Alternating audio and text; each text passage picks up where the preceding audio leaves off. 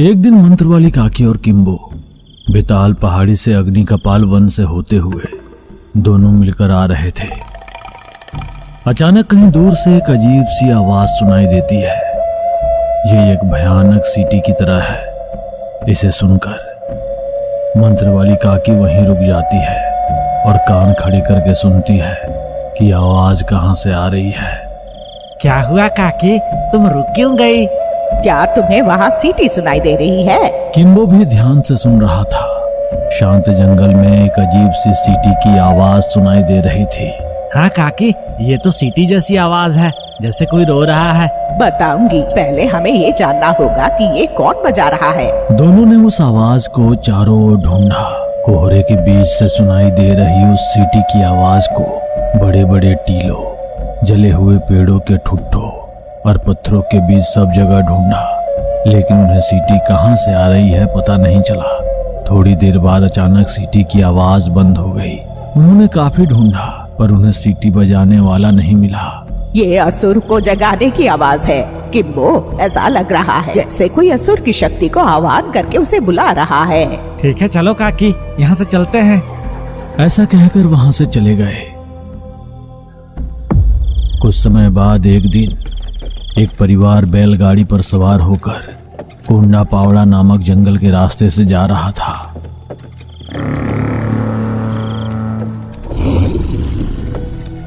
इतने में एक भयानक जानवर अचानक कहीं से प्रकट हुआ और उनकी बैलगाड़ी से टकरा गया।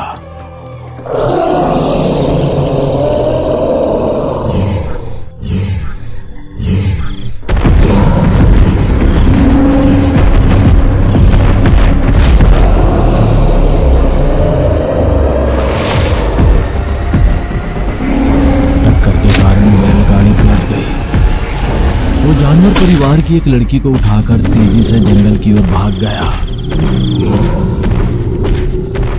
बचाइए, बचाइए, कोई जानवर मेरी बेटी को उठाकर ले जा रहा है, कोई बचाइए। मेरी बेटी, अगर कोई है तो आकर बचाइए। इसी बीच कुछ नकाबपोश चोर झाड़ियों के पीछे से आए और दंपत्ति पर हमला कर दिया। उन्होंने उनके कीमती गहने, पैसे और सामान लूट लिए और बिजली की गति से घोड़े पर सवार होकर भाग गए। जबकि यह ऐसा था, यहाँ से बहुत दूर वीर दुर्ग किले में जमींदार रुद्रवीर सिंह बहुत उदास बैठे थे। साहब, आप यहाँ के आसपास के 21 गांव के जमींदार हैं। अगर आप ही इस तरह धीरज खो देंगे तो आप पर आश्रित प्रजा का क्या होगा? दीवान जी, मैं वयस्क हो गया हूँ। मेरी पहली पत्नी रूपा की कोई संतान नहीं हुई। मेरी दूसरी पत्नी कलावती के साथ भी संतान नहीं हुई। यहाँ तक कि मेरी तीसरी पत्नी शेष देवी से विवाह करने के बाद भी मुझे कोई संतान नहीं हुई। मेरे बाद इन 21 गांवों की अच्छी तरह देखभाल करने वाला मेरा कोई उत्तराधिकारी नहीं होगा ना? प्रभु, किसी ऐसे व्यक्ति को खोजिए जो सक्रिय और बलवान हो और उसे अपना दत्तक पुत्र बना लीजिए। फिर आप ही की तरह वो आपका उत्तराधिकारी बनकर आपकी प्रजा की देखभाल करेगा। आपने जो कहा वो अच्छा ही है। जो हमारे द्वारा आयोजित बुद्धि और बल परीक्षणों में सफल होगा उसे ही मेरा उत्तराधिकारी चुना जाएगा। ऐसा ढिंढोरा पिटवा दो। जैसा कि जमींदार ने कहा, आसपास के सभी गांवों में ढिंढोरा पिटवा दिया गया। सुनिए सुनिए, हमारे जमींदार के उत्तराधिकारी बनने के अवसर का लाभ उठाइए। 25 वर्षीय स्फूर्ति वाले युवा इस प्रतियोगिता में भाग ले सकते हैं। आप ही अगले जमींदार बन सकते हैं। सुनिए, सब सुनिए। जंगल में एक और जगह सुनसान रास्ते पर एक परिवार चुपचाप जंगल से जा रहा था। इतने में उस सुनसान जंगल में एक अजीब सी सीटी जैसी आवाज गूंजती है। कहीं से एक भयानक जानवर उस परिवार से एक लड़की को उठाकर तेजी से जंगल में गायब हो गया। तब तक झाड़ियों में छिपे हुए नकाबपोश लुटेरे उन पर टूट पड़े। पुरुषों और महिलाओं को बेरहमी से पीटकर उनका सामान लूट कर चले गए। अगले दिन आसपास के गांव के कई ग्राम प्रधान लोग डर के मारे कांपते हुए जमींदार के दरबार में आए। साहब, पता नहीं कि वे चोर हैं या भूत। वे कब और कहां से आ रहे हैं बिल्कुल समझ नहीं आ रहा है, लेकिन अचानक हमारे जंगल के रास्ते से आने वालों पर हमला करके पैसे और गहने लूट रहे हैं और यहाँ तक कि अविवाहित लड़कियां भी उठा ले जा रहे हैं। मैंने भी सुना है गरुड़ पल्ली के जमींदार जो जंगल पार करके पूर्व दिशा में रहते हैं, उन्होंने मुझे संदेश भेजा था। उन्होंने बताया कि पिछले 3 सालों से आसपास के गांव से कई लड़कियां अगवा की जा रही हैं। सभी ग्राम प्रधान चिंतित होकर एक दूसरे के चेहरे को देख रहे थे। आप लोग चिंता मत कीजिए, पहले ही कुछ लोगों को उस गिरोह के बारे में पता लगाने और उन्हें ढूंढने के लिए भेज दिया है। जल्द ही उन चोरों को पकड़कर उन्हें बीच सड़क पर कड़ी सजा दूंगा। जमींदार की बातों से सभी ग्राम प्रधान को थोड़ी हिम्मत मिली। जमींदार ने उन्हें आश्वासन देकर भेज दिया। एक तरफ प्रतियोगिताएं शुरू हो गई हैं। सभी शक्ति परीक्षणों में एक लड़का बाकियों से आगे है। उसका नाम है रणधीर। तलवारबाजी, लाठीबाजी, कुश्ती, घुड़सवारी, इन सब में रणदेव को कोई हरा नहीं सकता। बेटा रणदेव, तुम्हारी निपुणता देखकर बहुत अच्छा लग रहा है। तुम्हें बुद्धि परीक्षण में भी यही निपुणता दिखानी चाहिए और जीतना चाहिए। अगले 2 दिनों में तुम्हारी बुद्धि की परीक्षा के लिए तैयार रहो। जरूर दीवान जी, मैं जाकर वापस आऊंगा। ये कहकर रणदेव वहां से चला गया।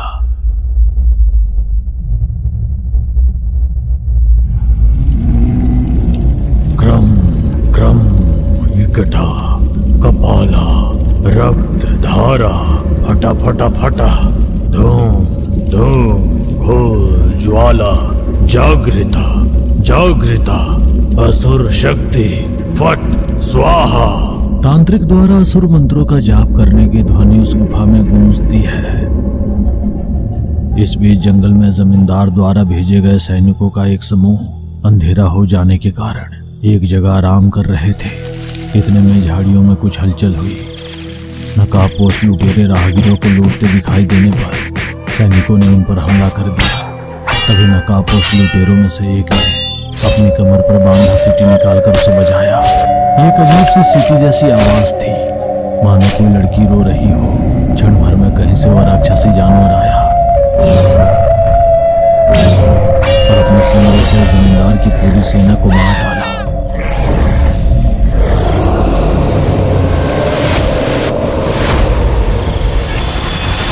क्योंकि राहगीरों में कोई अविवाहित लड़की नहीं थी, इसलिए वो वापस लौट गई। अगले दिन अगले उत्तराधिकारी के लिए महल में बुद्धि परीक्षण आयोजित किया जा रहा है। इतने में पहरेदार दौड़ता हुआ वहां आया। आपने जंगल में जिन बलवानों का झुंड भेजा था, उनमें से 6 पूर्व की ओर जंगल के रास्ते में टुकड़े टुकड़े करके मार डाले गए हैं। इस घटना के गवाह के तौर पर हमले से बच गया एक परिवार का मुखिया आपसे बात करने आया है। उस परिवार का मुखिया भय से कांपता हुआ जमींदार के सामने आया। साहब जमींदार जी, पहले तो हम पर नकाबपोश लुटेरों ने हमला किया, जिन्होंने हमारा सोना और पैसा चुरा लिया। लेकिन जो योद्धा हमें बचाने आए थे, उन पर भयानक जानवर नहीं, एक राक्षसी जानवर ने हमला करके सभी को मारकर चला गया। ये केवल मनुष्यों का काम नहीं है, इनके पीछे कोई बुरी शक्ति है। दीवान जी, तुरंत 21 गांव के ग्राम प्रधानों के साथ एक बैठक का प्रबंध कीजिए। राक्षसी जानवर के बारे में गांव में सबको पता चल गया। वे 21 गांव डर से कांप रहे हैं। लोग अंधेरा होने के बाद बाहर निकलने से डर रहे हैं। लड़कियों के पिता डर के मारे अपनी बच्चियों को घर से बाहर नहीं जाने दे रहे। हमें इन सब का समाधान शीघ्रता से ढूंढना होगा। प्रभु, आपका स्वास्थ्य दिन प्रतिदिन बिगड़ती जा रही है। जैसे ही आपके उत्तराधिकारी की घोषणा होगी, उनके सामने सबसे बड़ी समस्या इन गायब लड़कियों का पता लगाने का होगा। हाँ, तो उन तीनों में से वारिस कौन तय हुआ? निसंदेह रणदेव ने सभी प्रतियोगिताएं जीत ली हैं। अगर आपको इसमें कोई आपत्ति नहीं है तो कल ही उसे विजेता घोषित करके राजगद्दी सौंप देते हैं। वो आपकी देखरेख में हमारे 21 गांव पर शासन करेगा। दीवान जी की बात पूरी होने से पहले ही जमींदार की तीनों पत्नियां गुस्से में सभा में आ गई। क्या अगर कोई किसी गुमनाम व्यक्ति को इतने बड़े राज्य और इतनी बड़ी जमीन का वारिस बना दिया जा रहा है, तो क्या हमें चुपचाप बैठकर देखना चाहिए? हाँ, हमारा खून नहीं, हमारा नस्ल नहीं, कोई गुमनाम आदमी को ले आकर जमींदार की गद्दी पर बैठाएंगे क्या? क्या ये पर्याप्त नहीं होगा कि हम अपने लोगों में से किसी को सत्ता सौंप सके? इस तरह एक आम आदमी को करोड़ों की संपत्ति सौंपना उचित नहीं है। मैं जो सौंप रहा हूँ वो करोड़ों की संपत्ति नहीं, बल्कि लोगों की रक्षा की जिम्मेदारी है। ये नस्ल या विरासत से नहीं आती, ये योग्यता से आती है। रणदेव ने हमारे द्वारा निर्धारित सभी परीक्षाएं पास कर ली है। जमींदार होने के नाते गांव पर आपका जितना अधिकार है, आपकी पत्नी के रूप में परिवार पर मेरा भी उतना अधिकार है। तो अब मुझसे क्या करवाना चाहती हैं? हमारे बड़े भाई के बेटे अजयेंद्र को जमींदार घोषित कर दीजिए। नहीं, मेरी बहन के बेटे संजय केसरी को जमींदार घोषित कर दीजिए। चूँकि मैं सबसे छोटी और लाडली पत्नी हूँ, इसलिए बेहतर होगा कि मेरे छोटे भाई भानुदेव को जमींदार घोषित कर दिया जाए। ये महसूस करते हुए कि स्थिति बिगड़ रही थी, दीवान जी ने एक योजना सोची। ठीक है, शांत हो जाइए, उन तीनों को बुला लीजिए। 90 दिन के लिए हम रणदेव को मिलाकर अपने गांव की जिम्मेदारी चारों को सौंपेंगे। चारों में से जो भी खुद को काबिल साबित करे और जिसे सब एक मत से स्वीकार करें, उसे अगला जमींदार घोषित कर दें। दीवान जी ने जो कहा वो मुझे पसंद आया। ठीक है, हम तीनों आपकी बात से सहमत हैं। ऐसा कहकर तीनों पत्नियां गर्भ से वहां से चली गई। हमारे पास कम समस्याएं हैं क्या जो अब ये नई समस्या उत्पन्न हो गई? दीवान जी दृढ़ता से मना कर देते और उस रणदेव को ही सिंहासन पर बिठा देते। गांव में अगर कोई समस्या हो तो उसे बल से, भय से, दंड से या नम्रता से सुलझाया जा सकता है, लेकिन पारिवारिक झगड़े को बहुत ही सौहार्दपूर्ण ढंग से सुलझाना चाहिए, वरना वो भयंकर तूफान में बदल जाएगा। इस तरह दीवान जी की सलाह पर जमींदार ने रणदेव और अन्य तीनों को 90 दिनों तक किले में रहने और गांव की समस्या को सुलझाने के लिए आमंत्रित किया। अगले दिन रणदेव के साथ पहली रानी के चचेरे भाई अजेंद्र, दूसरी पत्नी के रिश्तेदार संजय केसरी, तीसरी पत्नी के रिश्तेदार भानुदेव, चारों उस 90 दिवसीय परीक्षा के लिए किले में कदम रखे। अगले दिन मंत्र वाली काकी एकांत में बेताल मंत्र का जाप कर रही थी। इतने में किम्बो दौड़ता हुआ सांस फुलाते हुए काकी के पास आया। काकी काकी, उस दिन हमने जो अजीब सी सीटी सुनी थी वो कई बार सुनी गई है। हर बार जब ये सुनाई देती है तो एक भयानक राक्षस जैसा जानवर आता है और लड़कियों का अपहरण कर लेता है और अपने रास्ते में आने वाले को मार डालता है। ऐसा गांव वाले बातें कर रहे हैं। आखिरी बार वो जानवर कहाँ देखा गया था किम्बो? पंचघाटी वन क्षेत्र में। कहते हैं वहाँ एक परिवार पर हमला हुआ था। क्या उस परिवार में कोई मर गया? नहीं काकी, लेकिन उस जानवर ने उस समय वहाँ मौजूद जमींदार के 6 सैनिकों को मार डाला था। मामले की गंभीरता को समझते हुए मंत्र वाली काकी ने तुरंत अपने बेटे लोकी को बुलाया।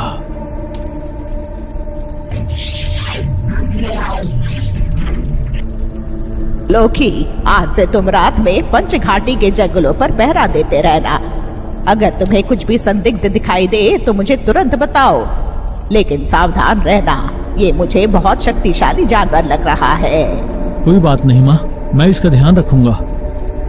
ऐसा कहकर उस दिन से लोकी आकाश में उड़कर पंचघाटी के जंगलों की पहरेदारी करने लगा। 4 दिन बाद लोकी ने जंगल में नकाबपोश चोरों को देखा और उन पर हमला कर दिया। जब लोकी चोरों को पीट रहा था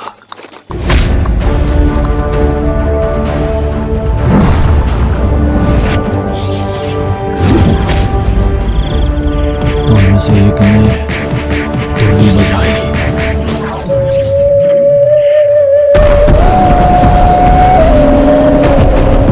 तुरंत वो जानवर आया और उसने अपना सिंह लोकी के हृदय में घुसा दिया, जिससे वो हवा में ऊपर उठ गया। उस प्रहार से जानवर का सिंह टूट गया और लोकी की छाती में धंस गया। जानवर के सिंह के धंस जाने से लोकी पहाड़ी पर बेहोश होकर गिर पड़ा। काम पूरा होने पर नकाबपोश चोरों के साथ वो जानवर भी वहां से चला गया। जैसे ही लोकी बेहोश होकर गिरा, वहां मंत्र वाली काकी चौंक कर जाप से अपनी आंखें खोल दी। उनके मन ने उन्हें चेतावनी दी कि कुछ बुरा हुआ है। गगनवायु बेकम बेक बेक रही रही, बेहंगद वे तेजम बेक बेक रही रही। मुझे तुरंत वहां ले चलो जहां मेरा बेटा है। ऐसा कहते ही उनके पैरों में जादुई टर्टर सिंडल हवा में उड़ गए। वे उड़ते हुए मंत्र वाली काकी को कुछ ही क्षणों में उस स्थान पर पहुंचा दिया जहां लोकी गिरा पड़ा था। किम्बो और नाटा भूत भी उसके पीछे वहां पहुंच गए। काकी लोकी को खून से लथपथ देखकर तिलमिला गई। तुरंत सभी लोग लोकी को अपने घर महुआ ले गए। लोकी की पत्नी भूमि लोकी की हालत देखकर रो रही है। सासू माँ, अभी लोकी के हृदय में चुभी हुई इस सींग को निकालकर फेंक दो। ऐसा नहीं करना चाहिए भूमि। ये सिंह कोई साधारण सिंह नहीं है, ये एक असुर सिंह है। इसे हटाते ही लोकी का जीवन खतरे में पड़ जाएगा। क्या लोकी के जीवन को खतरा है? बहू, जब तक मैं हूँ, मैं अपने बेटे के जीवन को खतरे में नहीं पड़ने दूंगी। वो सिंह जब तक हृदय में है तब तक लोकी को कुछ नहीं होगा। लेकिन क्या लोकी को हमेशा ऐसे ही बेहोश रहना पड़ेगा? ये क्या है सासू माँ? अगर उस सिंह को हटा दिया जाएगा तो मर जाएगा, वैसे ही रहने देंगे तो जिंदा रहेगा कह रही हो, तो फिर कब लोकी आँखें खोलेगा और ठीक हो जाएगा? जिस राक्षसी ने उस सिंह को छेदा है वो अपने आप आकर उस सिंह को स्वीकार कर ले तो लोकी बच जाएगा।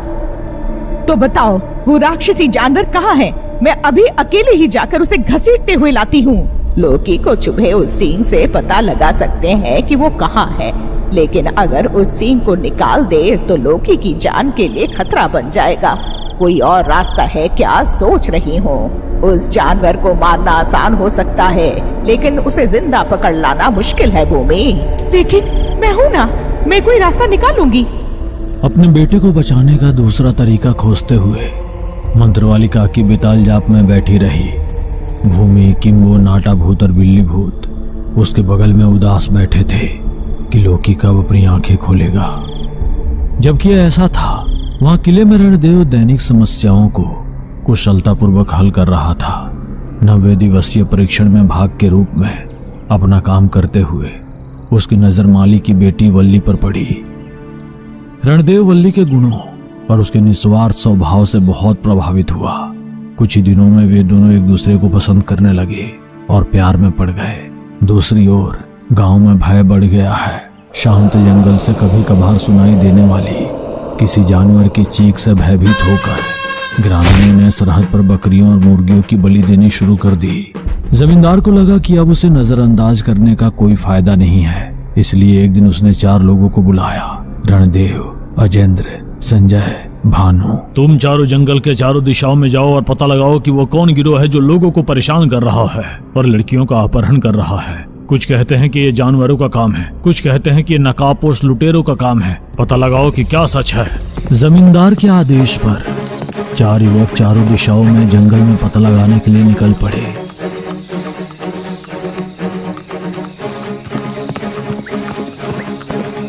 एक दिन बीतने के बाद अजेंद्र पूर्व दिशा की ओर घने जंगल के रास्ते पर पहुंचा। वह डरते डरते आगे बढ़ रहा था कि अचानक नकाबपोश लुटेरों ने उस पर हमला कर दिया। नकाबपोश लुटेरों ने अजेंद्र से सारे गहने चुरा लिए और उसे मारने वाले थे। मुझे मत मारो। क्या तुम जानते हो कि मैं कौन हूँ? मैं इन 21 गांवों का भावी जमींदार हूँ। मैं जमींदार का वारिस हूँ। अगर आप मुझे जाने देंगे तो मैं आपको बदले में बहुत सारा सोना उपहार में दूंगा। ओहो, हाँ, लेकिन तुम इस रास्ते से अकेले क्यों आ रहे हो? हम चारों दिशाओं में नकाबपोश चोरों के लिए, मेरा मतलब आप लोगों की तलाश में निकले हैं। हाँ। गिरोह के नेता को एक विचार आया। अगर हम इन 4 लोगों को गिरफ्तार कर लें और जमींदार से तांत्रिक अनुष्ठानों के लिए पर्याप्त सोना मांग लें, अब सोने के लिए लोगों को लूटने की कोई जरूरत नहीं होगी। ऐसा योजना बनाई। उसने तुरंत अपने तीनों आदमियों को घोड़ों पर सवार करके अलग अलग दिशाओं में भेज दिया। तीनों नकाबपोश चोरों ने जमींदार के नौकरों का वेश धारण किया और उन जगहों पर पहुंच गए जहां रणदेव, संजय, भानु थे। रणदेव साहब, अजेंद्र जो आपके साथ पूर्व दिशा में गया था, उन्होंने लुटेरों का अड्डा जो एक घाटी में है खोज निकाला है। वो घाटी पूर्वी पहाड़ियों के बीच में है।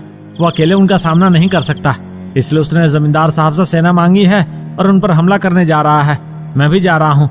जमींदार साहब ने मुझे आपको ये बताने के लिए भेजा है। ऐसी भ्रामिक बातें बताकर 3 नकाबपोश चोर रणदेव, संजय और भानु को अपने साथ पूर्व की ओर लेकर चल दिए।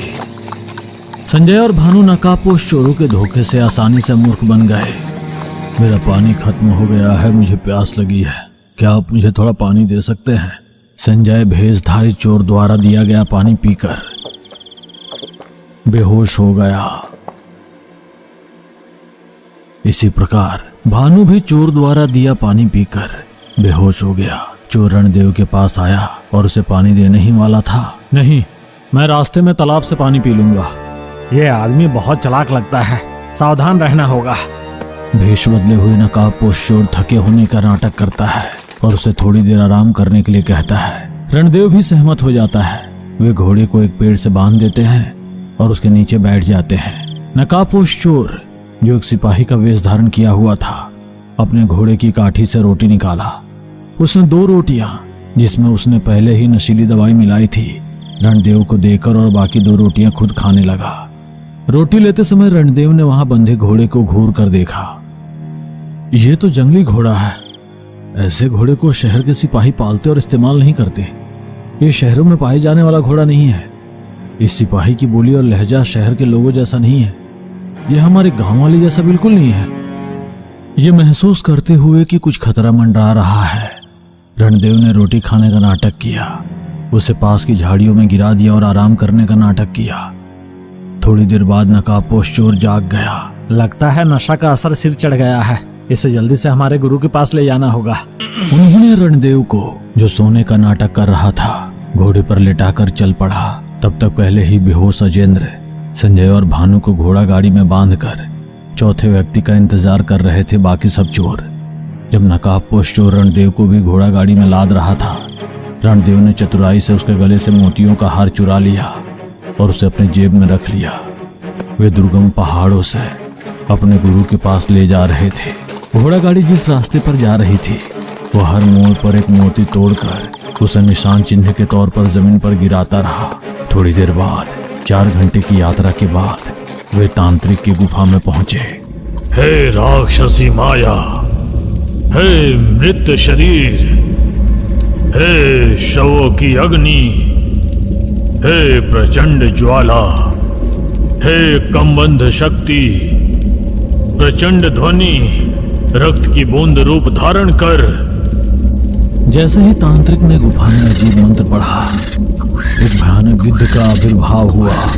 रक्त गंभीर, जा उन्हें वो बता जो मैंने तुझसे कहा था। कहते ही दहन हो जाओ। वो गिद्ध उड़कर सीधा जमींदार की सभा में जा उतरा। तुम्हारे 4 भावी उत्तराधिकारी रणदेव, अजयेंद्र, संजय, भानु हमारी हिरासत में हैं। कुंवारी कन्या 23 किलो सोना लेकर आज रात अयोग्य पहाड़ी के अंत में मौजूद वृक्ष के पास आ जाएं, नहीं तो वे चारों मर जाएंगे। ऐसा कहकर वो गिद्ध भस्म हो गया। गिद्ध को बातें करते सुनकर सभी आश्चर्यचकित हो गए। हालांकि जमींदार को लगा कि 4 लोगों की जान के बदले एक व्यक्ति की बलि देना गलत नहीं है, फिर भी वह सोच रहा था कि किसे भेजें। ये बात जानकर गांव वाले अपनी बच्ची को बलि के लिए नहीं भेजना चाहते थे, इसलिए उन्होंने दरवाजे बंद कर दिए। जब चारों के जीवन की सारी आशा समाप्त हो गई थी, तब माली की बेटी वल्ली स्वयं आई। साहब, मैं जाऊंगी। अगर 4 जिंदगियां मेरी एक जिंदगी से बच सकती है तो मैं खुशी से मरने को तैयार हूँ। ये कहकर वल्ली ने 23 किलो सोना लिया और अकेले ही उस जगह की ओर चल पड़ी जो उसे बताई गई थी। वो जंगल के रास्ते से होते हुए एक पेड़ के नीचे पहुंची। नकाबपोश चोर, जो पहले से ही झाड़ियों के पीछे छिपे हुए थे, वल्ली और उसके साथ लाया गया सोना लेकर एक घोड़े गाड़ी में बांधकर उसे दूसरे अतल द्वार की ओर लेकर चले गए। गुरुजी, हमें जिन 113 लड़कियों की जरूरत थी वे हमें मिल गई है। हमने उस लड़की को भी कैद कर लिया है जो सोना लेकर आई थी। स्वर्ण यज्ञ के लिए आवश्यक सोना भी तैयार है। बहुत अच्छा। 3 दिन बाद रविवार अमावस्या है। वो अच्छा दिन है। मैं उस दिन अनुष्ठान शुरू करूंगा। इस बीच ध्यान रहे कि कोई अनर्थ ना हो। तो क्या इन चारों को यहीं मार डालें? तुम उन्हें वहां छोड़ने की बजाय यहां क्यों लाए? नहीं, आखिरकार वे जमींदार के आदमी हैं। अगर हम उन्हें मार देंगे तो जमींदार अपनी पूरी सेना हमें ढूंढने भेज देगा। जब तक हमारा काम पूरा ना हो जाए, हम ऐसा सिर दर्द नहीं चाहते। इसलिए इन्हें जंगल में छोड़कर वापस आ जाओ। तांत्रिक के आदेश अनुसार चारों को जंगल में एक गुप्त स्थान पर ले जाकर छोड़कर डाकू चले गए। जैसे ही वे चले गए, रणदेव, जो सोने का नाटक कर रहा था, उठा और बाकी तीनों को जगाने के लिए उन पर पानी छिड़का।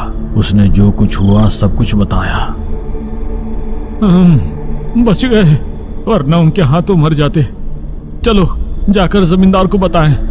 इतना समय नहीं है, वो कोई तंत्र करने वाला है। वो इसके लिए 113 लोगों की बलि चढ़ाने वाला है। हम सबकी जान जाते नहीं देख सकते, हमें उन्हें किसी भी कीमत पर बचाना होगा। ऊपर से उन्होंने वल्ली को भी कैद कर लिया है, उसे भी बचाना होगा।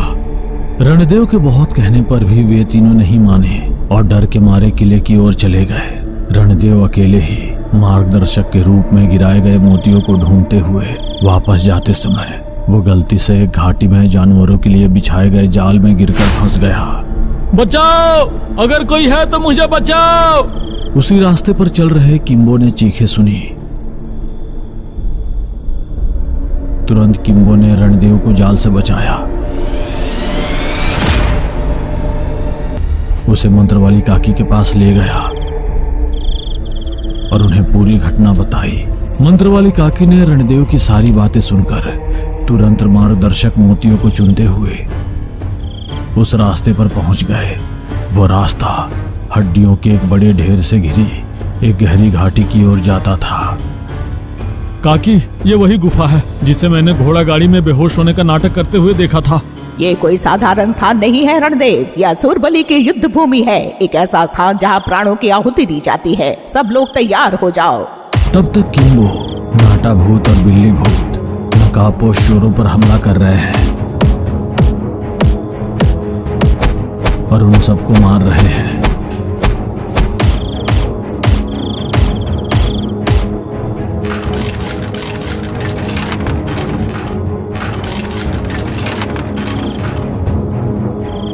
मंत्रवाली काकी भी अपनी जादुई छड़ी से उन सब पर वार करते हुए तेजी से गुफा में घुस गई। गुफा में प्रवेश करते ही एक भयानक दृश्य दिखाई दिया। स्वर्ण भस्म बलि यज्ञ की तैयारियां दिखाई दे रही थी। 113 कन्याएं एक बड़े पिंजरे में बंद थी।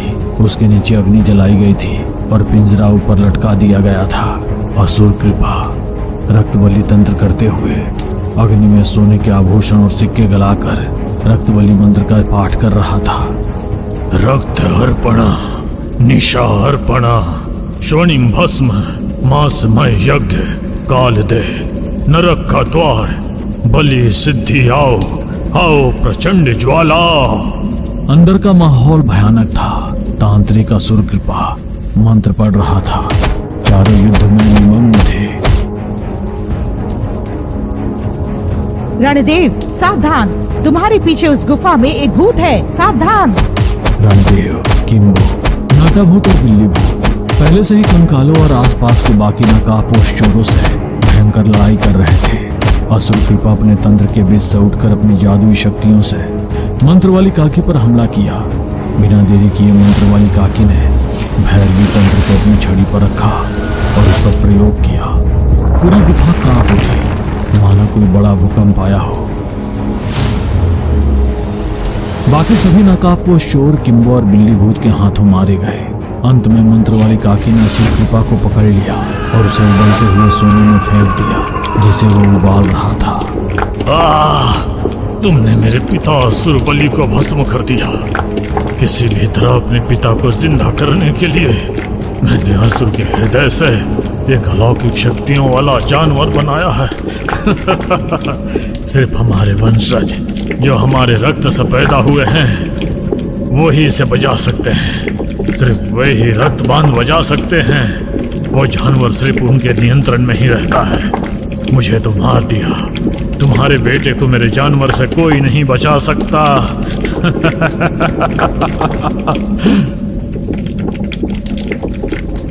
अब क्या काकी, वो जानवर सो रहा है। उसे जगाने के लिए, उसे नियंत्रित करने के लिए हमें उस रक्त यंत्र की जरूरत है। मैंने रक्त वाद्य को पहले ही उसके कमर से ले लिया था, लेकिन उसके अपने रक्त को साझा करके पैदा हुआ हो और वो भी ऐसा हो जो हमारे पक्ष में हो, वही सोच रही थी। और कोई क्यों काकी, हमारी असुर कल्पिका है ना, असुर बलि की बेटी, वो भी तो उसका ही खून है। घबराहट में मेरा दिमाग ठीक से काम नहीं कर रहा था। सही समय पर सही सलाह दिया रे नाटा, शाबाश। तुरंत मंत्रवाली काकी ने आदेश दिया, ए बिल्ली भूत, तुम जाकर असुर कल्पिका को तुरंत ले आओ। नाटा, किम्बो, तुम दोनों लोकी और भूमि को ले आओ।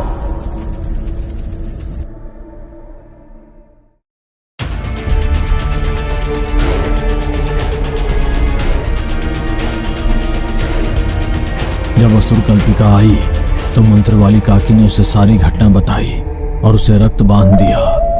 जब असुर कल्पिका ने अपने कुल का वाद्य यंत्र बजाया तो सोए हुए जानवर ने अपनी आंखें खोल दी। मैं तुम्हें आज्ञा देती हूँ, जो सीन तुमने लोकी के हृदय में ठोका था उसे वापस ले लो, यही मेरी आज्ञा है। वो जानवर लोकी की छाती के पास आया और अपना सिर लोकी के दिल पर टिका दिया। सिंह फिर से उससे चिपक गया। जैसे ही वो चिपका उसने सिंह को बाहर खींच लिया। जानवर तुरंत राख की तरह हवा में गायब हो गया। लोकी ने अपनी आंखें खोली। मंत्र वाली काकी ने पिघला हुआ सारा सोना लुटेरों के शिकार हुए लोगों को लौटाने के लिए जमींदार को सौंप दिया। उसने पिछले 3 सालों से लापता हुई सभी लड़कियों को काल कोठरी से आजाद कराया और उन्हें अपने अपने गांव भेज दिए। रणदेव के साहस की सराहना करते हुए जमींदार ने रणदेव को अपना उत्तराधिकारी घोषित किया और उसे अपने सिंहासन पर बिठाया। आसपास के गांव के सभी लोगों ने जश्न मनाया कि जानवर की पीड़ा खत्म हो गई। भूमि बहुत खुश थी कि लोकी फिर से उठ बैठा था। रणदेव ने वल्ली से विवाह किया। यहाँ तक कि जमींदार की 3 पत्नियां भी इस बात पर सहमत थी कि रणदेव ही एकमात्र ऐसा व्यक्ति था जो जमींदार का उत्तराधिकारी बनने के योग्य था।